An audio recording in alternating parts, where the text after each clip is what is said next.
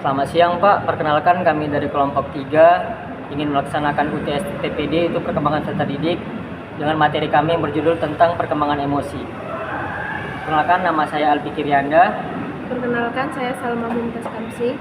Perkenalkan, nama saya Andreas Tuluswane. Baik, kami akan melanjutkan materi kami. Perkembangan emosi. Perkembangan emosi adalah proses yang penting dalam kehidupan manusia. Ini membantu untuk memahami dan mengatur perasaan kita, membangun hubungan yang sehat, dan menghadapi tantangan hidup. Mari kita telusuri perjalanan perkembangan emosi.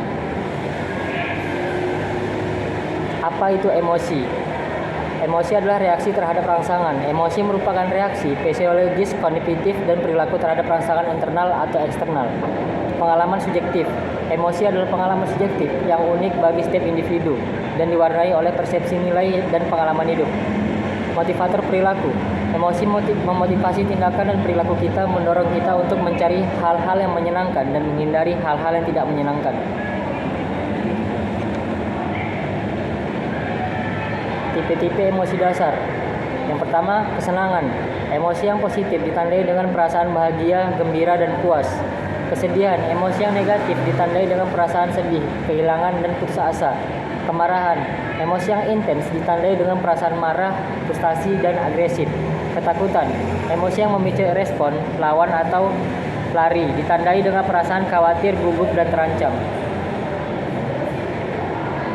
Faktor-faktor memengaruhi perkembangan emosi. Yang pertama, faktor genetik. Dan yang kedua, pengalaman pribadi. Dan yang ketiga, lingkungan sosial. Dan yang keempat, faktor kognitif. Baik, untuk materi selanjutnya akan dilanjutkan oleh Andreas Tuluswane. Terima kasih.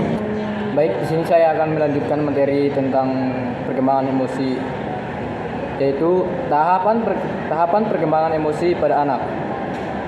1. Bayi, yaitu umur 2 tahun.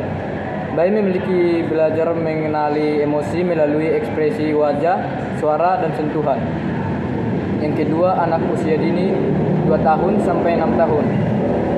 Anak-anak mengembangkan kemampuan untuk mengidentifikasi emosi mereka sendiri dan orang lain serta mulai belajar mengatur emosi.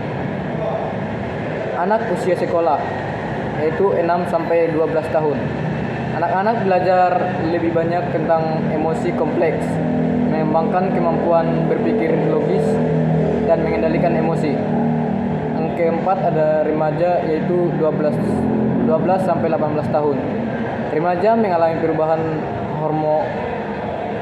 hormonal dan sosial yang signifikan yang mempengaruhi perkembangan emosi dan identifikasi diri.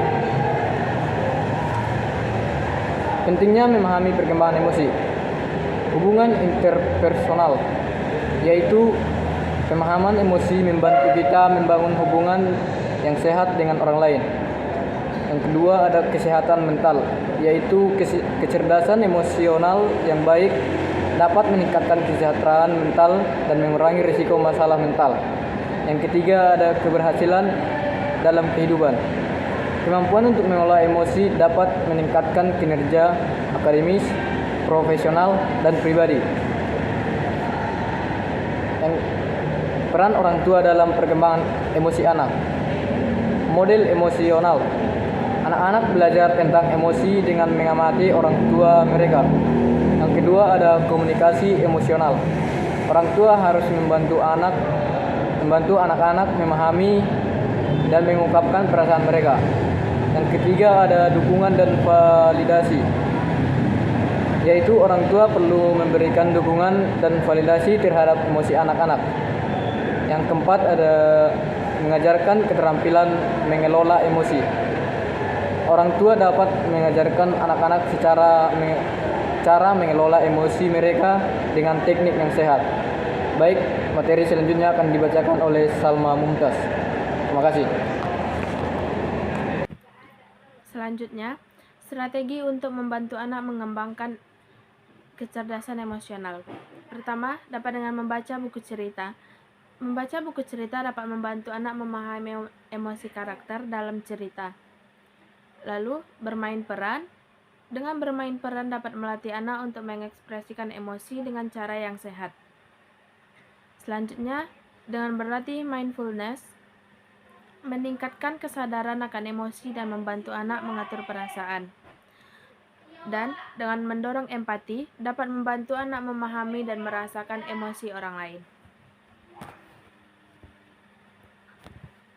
Lalu, dengan mengelola emosi diri dan orang lain. Pertama, identifikasi emosi, yaitu mengenali dan menamai emosi diri sendiri. Kedua, regulasi emosi, mengatur intensitas dan durasi emosi dan meresponnya dengan cara yang sehat. Ketiga, empati. Dengan empati dapat memahami dan merasakan emosi orang lain. Keempat, komunikasi emosional, mengekspresikan dan menerima emosi dengan cara yang ekspresif.